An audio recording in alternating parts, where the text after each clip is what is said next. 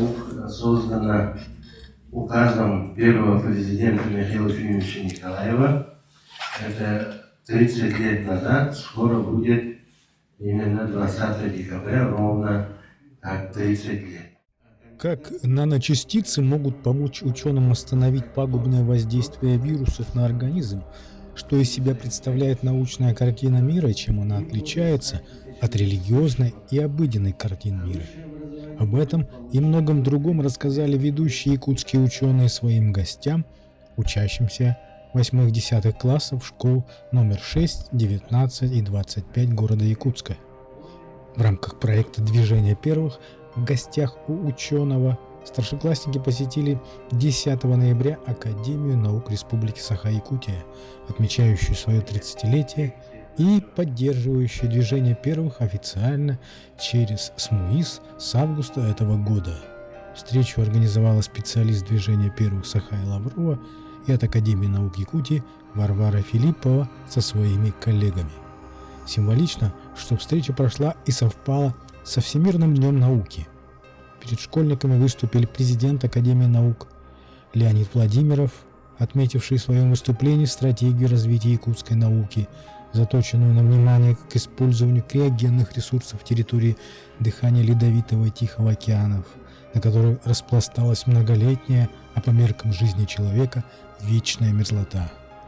Главными докладчиками стали действительные члены Академии наук Якутии, ученый Валерий Лепов, доктор технических наук, профессор, главный научный сотрудник Института физико-технических проблем Севера Сибирского отделения РАН имени Владимира Петровича Ларионова и Айталина Охлопкова, доктор технических наук, профессор химического отделения Северо-Восточного федерального университета имени Максима Кировича Амосова. А вечной мерзлоты нету в Иркутске, Новосибирске, Санкт-Петербурге, а почему-то у нас есть. Вот загадка, да? Не только загадка, а для изучения, как оно ведет себя, эта мерзлота. Именно эта мерзлота, самая большая, аккумулирована именно на территории Якутии. А кандидатом наук может только стать кто? Тот, который аспирантуру прошел или соискательство. Им может стать только человек с высшим образованием. А высшее образование может получить только человек, который успешно заканчивает общеобразовательную или профессиональную направленностью среднюю школу. Так? Значит, уже в школе формируются навыки, и где наши приоритеты, где мы можем быть, можем лидерами быть и так далее. Это наука о холоде. Вот здесь мы можем быть лидером. Любая технология приходит к нам, и холод делает свое дело. Или тормозит эту технологию, или вообще останавливает эту технологию, или ломается эта технология, не может. И здесь, используя знание о холоде, мы его можем модернизировать, или обезопасить, или профилактировать что-то. Это в области медицины можно профилактировать, в области здравоохранения, в области сельского хозяйства, тоже в области биологии, в области строительства, во всех сферах. А вечной мерзлоты нету в Иркутске, Новосибирске, Санкт-Петербурге, а почему-то у нас есть. Вот загадка, да?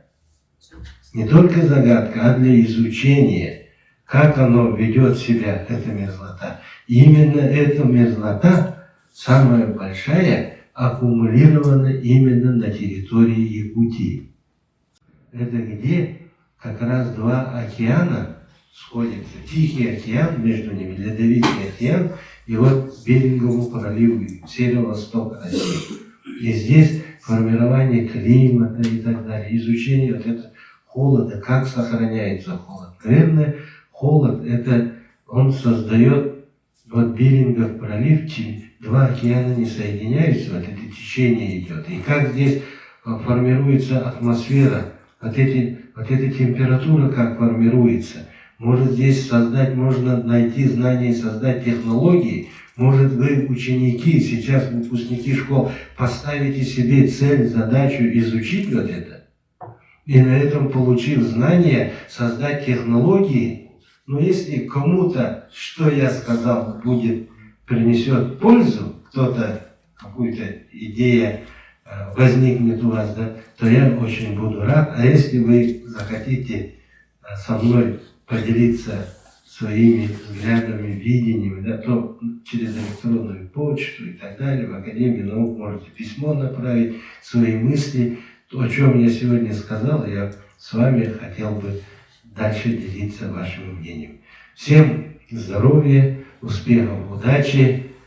И давайте послушаем дальше по теме действительного члена Валерия Валерьевича Лепова. Науки от научной картины мира. Очень интересно. Да. Кто думает, у кого какая картина мира сейчас? Что такое научная картина мира? Чем она отличается от вашей? Потому что там есть. Какая картина мира там может быть? И религиозная, да? Только сколько имеет сейчас. Ну, из школьников. Нет, не знакомы с... Вот надо изучать и наше творчество, и творчество известных. Я не знаю, у вас художественное искусство преподается в школе или нет? Оно должно быть в курсе истории, литературы. Потому что это один из видов культуры. Друг, но истина дороже. То есть он признавал, что существуют близкие отношения, родственники, друзья, но истина всегда превалировала. Если человек не прав, он выбирал истину, даже если самый лучший друг. У кого есть друзья, у того нет друга. То есть, возможно, у человека только один друг. Если у него много друзей, значит, у него никого нет. Потому что мировое пространство есть четырехмерная сфера. Вы знаете, что такое трехмерная сфера? Да? Представьте себе еще одно измерение. У вас получится 3 пространственных одновременная координата. Куда бы вы ни пошли, вы там, через миллиарды лет проверите ту же точку только сзади. То есть вы, получаете, будете по сфере ходить, только четырехмерная. Объем может быть огромным, возраст более 13 световых лет. Сейчас обнаружили недавно большую черную дыру на границе Вселенной. То есть что противоречит, вообще говоря, большому дыру. И объясняя на школьном уровне эти предметы, надо было нам часа 3, наверное. Саха-Якутия, да, то, чтобы вот организовали для вас, да, для детей, для школьников эту встречу с учеными. Это в рамках всероссийского проекта «В гостях у ученого». Это масштабный проект, который нацелен на популяризацию научной деятельности, да, для расширения знаний обучающихся общеобразовательной школы, организации. Да. Этот проект не только для школьников, это проект и для студентов у нас идет. Я очень благодарна. Это такой у нас день как раз сегодня, Всероссийский день науки. Всемирный. Всемирный, да, Всемирный день науки. Всех поздравляю. И вот то, что вот мы для детей, для наших будущих, вот такое вот хорошее условия, да, даем, будем дальше работать, сотрудничать. И вот я хочу благодарственное письмо дать нашему лектору Валерию Валерьевичу, доктор технических наук, главному научному сотруднику Института физико-технической проблемы Сибирского отделения.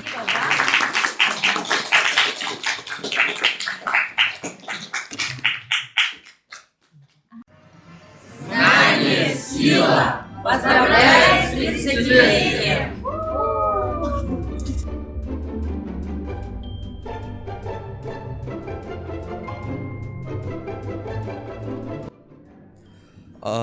Мы с 6-й школы, нам очень понравилось выступление лектора о том, как он рассказал нам про физику, про ученых до нашей эры и так далее.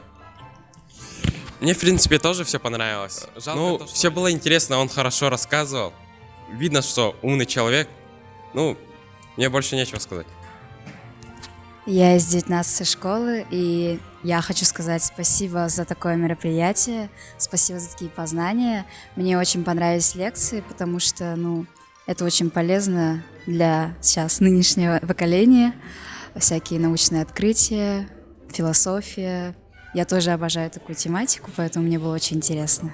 К сожалению, время ограничено, поэтому... Да, очень хотелось бы, чтобы последний лектор до конца рассказал, но не получилось. Так что будем вместе работать, сотрудничать. доктор исторических наук Тансугин.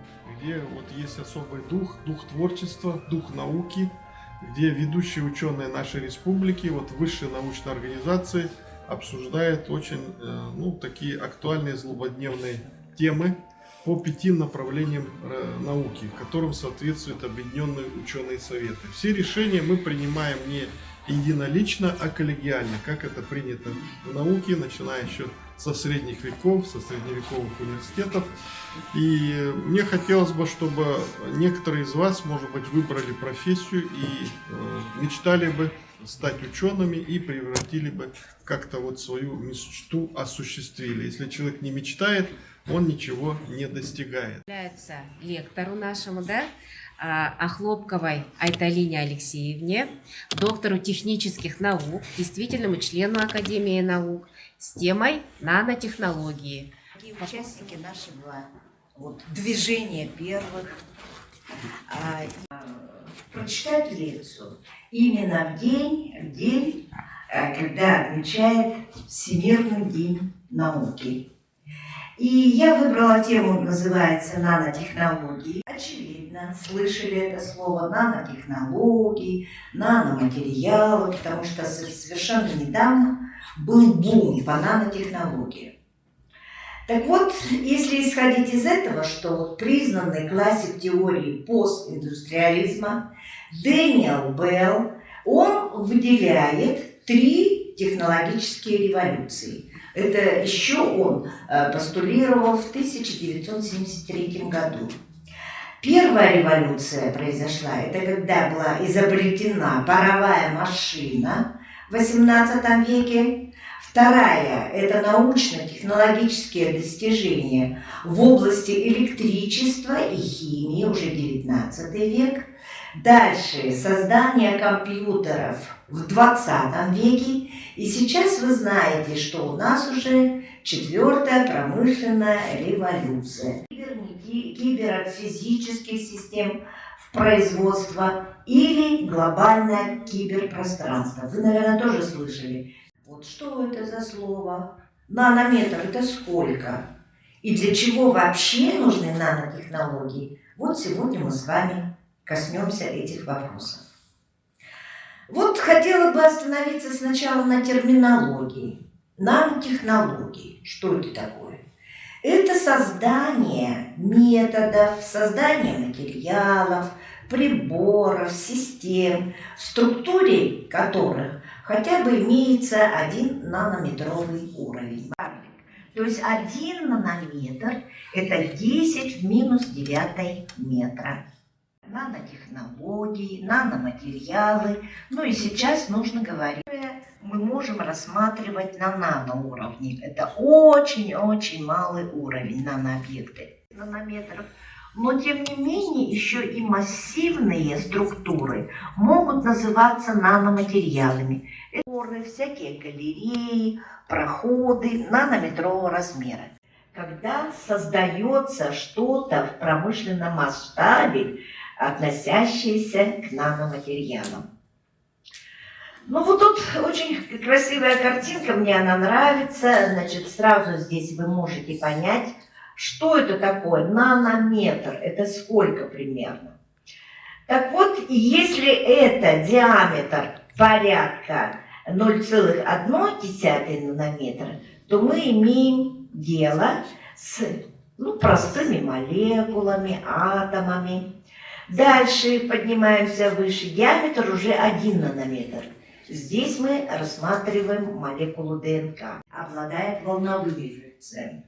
И вы знаете из физики, когда мы спектр видимого света делим, то вы знаете, что специально, чтобы хорошо учащиеся запоминали вот этот спектр, каждый охотник желает знать, где сидит фазан. То есть каждый цвет, он определяется вот таким вот словом.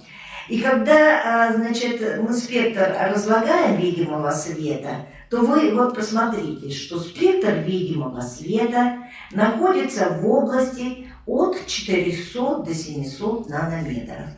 Пошли муравьи, тараканы 10 в 6 нанометр, вот такие у них размеры.